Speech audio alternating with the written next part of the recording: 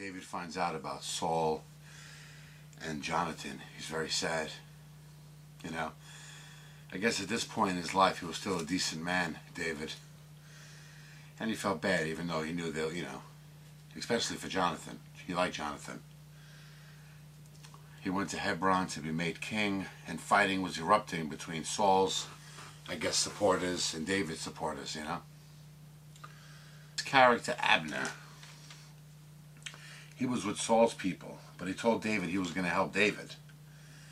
David even treated him good and made him a feast and everything. But Joab, I guess, got wind of it, of Abner's, you know, wicked ways, and he called him back, and he killed him. He found, plus I think he found out that he killed his brother Ashahel, Asahel, I think it is. It was like, it seems to be like people under David's power were doing things without his permission, like Rishab and Banaha killed Ishbosheth. They were killing in his name, but without his permission. David had no idea this was happening. Anyway, when he found out what they did, David had them killed horribly. Many battles, many battles. After many battles, they got possession of Jerusalem. It says David reigned overall as king for like 40 years. Here's where the story takes a turn for David, and you wonder, I guess most people, I guess when you stay in power, you feel the power, and you know, you have things coming to you or whatever, I don't know.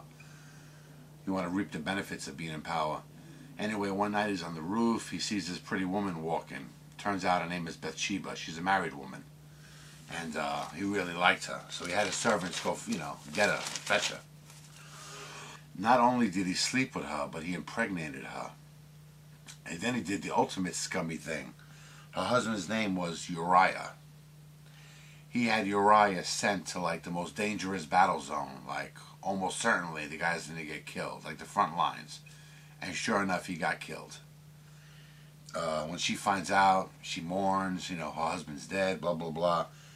And then David takes her as his wife. But that's like a really scummy thing to do, man. You not only, you take a married woman away from somebody, then you have the husband killed, and you, so it's like, David's a real, like, letdown, you know? I guess so far the only really strong, perfect person in the Bible maybe was Moses, that I could think of. I don't know. David's son, Absalom, he actually rose up against David, you know, and had his own little army, was talking shit. So they became like enemies. So it says in the wood of Ephraim, it was like a big battle, fierce battle, like 20,000 men were killed. And this was interesting too. It said something. It said, and the wood devoured more people that day than the sword. Does that mean like the woods were treacherous, like, I don't know, quicksand or monsters? I don't know what was killing these people in the wood.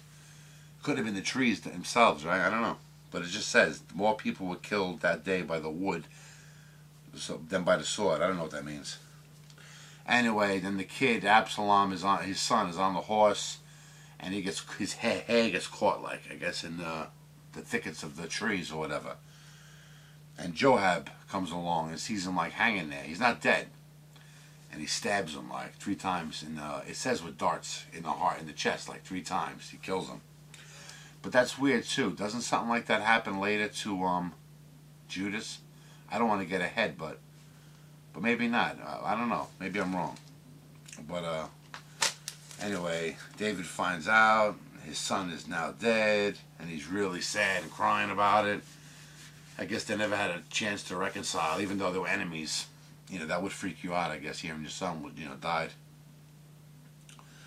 And then Job said to him, David was crying so much, not in so many words, but like it would make you happy if your son was still alive and we were all dead.